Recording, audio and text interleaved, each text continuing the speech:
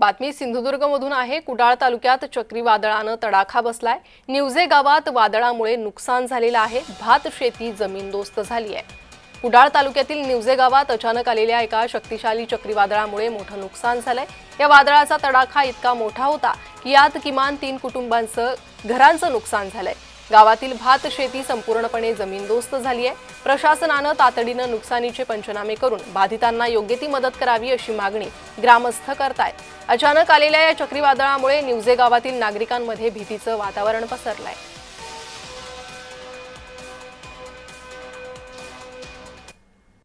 मी या निवजे गावाचा रहिवासी आहे आणि हे प्रधानमंत्री आवास योजनेतील घर यावर्षीच मंजूर झालं होतं आणि आता मे महिन्यातच पूर्ण केलंय आणि दसऱ्यानंतर आम्ही इथे राहायला येत होतो। सध्या लाईट इथे नसल्यामुळे राहत नव्हतो। लाईटची सोय झाल्यानंतर दसऱ्यानंतर राहायला यायचं होतं आणि आज 9:30 पावणे त्याच्या दरम्यान मोठं चक्रीवादळ झालं आणि त्याच्यात पूर्णतः घराचं नुकसान झालेलं आपल्याला दिसत आहे।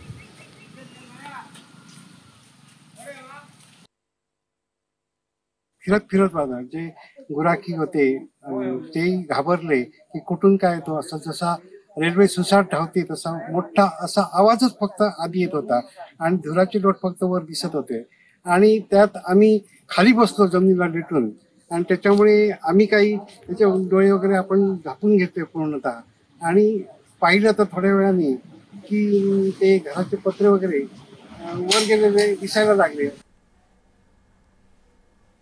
तर घरावरील पत्र उडून गेलेली आहे। भात शेती जमीनदोस्त झालेली आहे।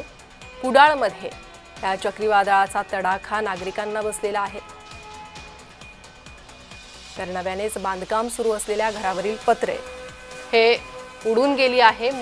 भात शेतीचं मोठं नुकसान झालंय। कुडाळ तालुक्यातील ही दृश्य आपण पाहतोय।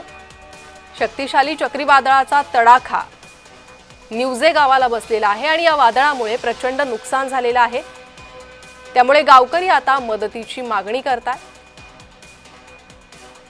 गुरांच्या गोठ्यावरील पत्रही उडून गेलेली आहे।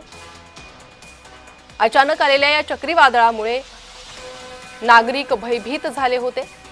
अद्यापही नागरिकांमध्ये भीतीचं वातावरण निर्माण झालेलं आहे।